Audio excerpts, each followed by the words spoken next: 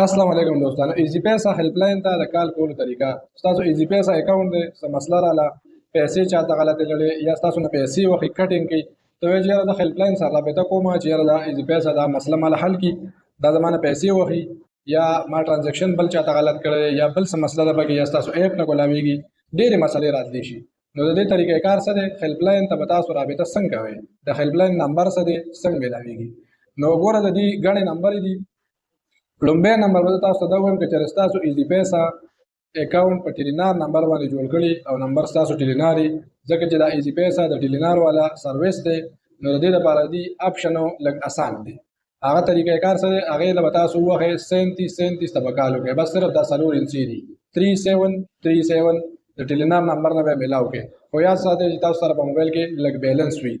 کم از کم یو 70 روپے پکې وي دا بیلانس پیسو باندې ملاويږي ټیک شو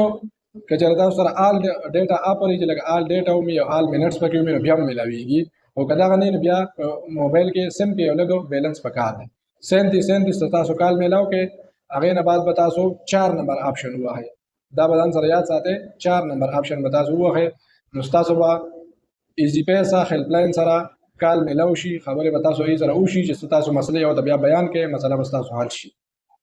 اوس که یو کس وی چې زما نمبر خو ټیلینار نه دی ما خو په زونګ نمبر ایزی پیسا جوړ کړی دا یا په یوپون نمبر باندې یا په جیز نمبر باندې مطلب نیټورک بدل دی ادر نیټورک باندې تاسو ایزی پیسا اکاونټ جوړ کړی دی نو زه به کوم نمبر ملاوم بالکل تاسو خبره صحیح ده هغه لپاره هم نمبر شته په اسکرین کې هم تاسو ښکاری او زه تاسو ته دغه زبانی وایم چې هغه لپاره نمبر بدل دی هغه به 042 111 0037 د سکرین کې تاسو ښکاری یو دا نمبر دی بل 051 111 0037 دا دویم نمبر دی او دریم نمبر دی 021 111 0037 نمبر درې وړ تقریبا یو شان دي صرف کوډونه بدل دي یو 042 دی یو 051 دی یو 021 دی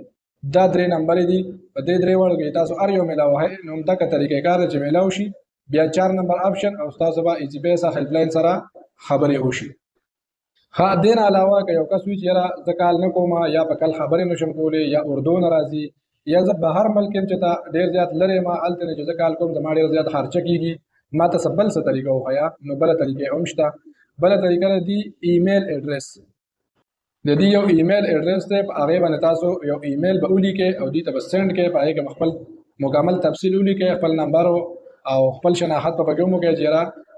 زما دا نوم دی دا می نمبر دی په دې باندې ایزی پیسا اکاونټ ته ماته دا مسله هر څه بوته ولیکئ او دې ته به سند کې دی تاسو له خبره کې دا په 24 غنټه کې دنه دا غي ریپلای درکې کې ریپلای کې تاسو مسله حل شو نو صحیح ده که حل نشو نو بیا غي ته ایمیل کې ریپلای ورکوي تاسو مسله به حل کیږي ان شاء الله ایمیل ایډریس تاسو ته په سکرین کې مخکاري او دا بل د ویډیو په ډسکرپشن کې پروتي که څوک الته نه کاپی کوي او که څوک د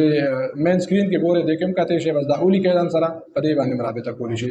نو دا کا درې سلو آپشن تاسو موه دې باندې تاسو ټیلینار ایزی پیسا هیلپ لاین سره تاسو رابطه کولی شي او که بیا یو کس وی چې را زه فزیکلی زما د دې برانچ کم ځای دی د دې یا بانک کم ځای دی مین دفتر کم ځای دی هغه ته زما او مخامخ خبره کول غواړم نو یاد ساتئ چې د دې په ټول پاکستان کې صرف او صرف یو برانچ دی هغه په اسلام آباد کې دی په کشمیر روډ باندې دی بل برانچ د دې نشته نه په لاهور کې کراچۍ پېښور یو ځای کې نشته دک یو برانچ دی وخت سره مخکې کې بیا دی نور برانچونو کولاو کړو هغه معلومات لا نشته خو په حال صرف دا یو برانچ دی په پنده اسلام آباد کې کشمیر روډ باندې ټیلینار مایکرو فاینانس بانک خپل برانچ کې یو سړی چې برانچ ته تل غواړم برای راست نو تلی شي ورته نو درې څلور طریقې وي ټولې طریقې تاسو ته مو خو امید دی چې ویډیو به تاسو خوښ شي پیدامند ویډیو دا پیدا ته واخلې مرګرو سره شیر کې چینل ته کبړم بيځلې چینل سبسکرایب کې ویډیو سره لایک کې او کله چا په ذهن کې سوال لاغلی کمنټس کې تاسو کې ډېر مهرباني والسلام